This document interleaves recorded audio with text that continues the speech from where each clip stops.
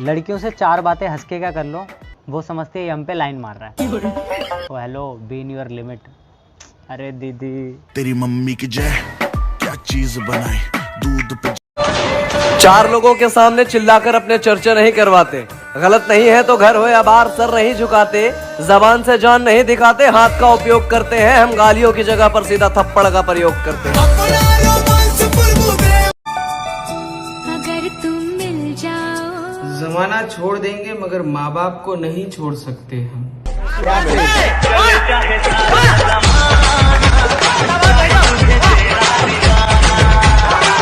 ऐसा कौन आया तेरी जिंदगी में जो तुझे मेरी याद भी नहीं आने देता।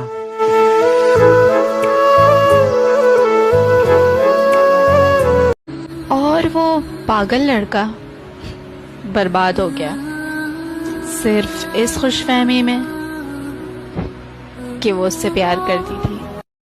नाम तो नहीं लूंगा लेकिन बहुत प्यार करता हूँ मैं तुमसे। की गर्लफ्रेंड है कोई? कहाँ यार, शकल ही खराब है। फिर मुझे बना लो। इतनी भी खराब नहीं है, रहने दो। हाँ? कोई मुझसे जलता है, ये भी मेरे लिए सफलता है। जवानी की लालच में तो बचपन गया और अब कामयाबी की लालच में जवानी जा रही है। टूटे हुए इंसान की मुस्कुराहट बहुत प्यारी होती है। एक दिन अगर तुम मिल जाओ, जमाना छोड़ देंगे मगर माँ बाप को नहीं छोड़ सकते हम।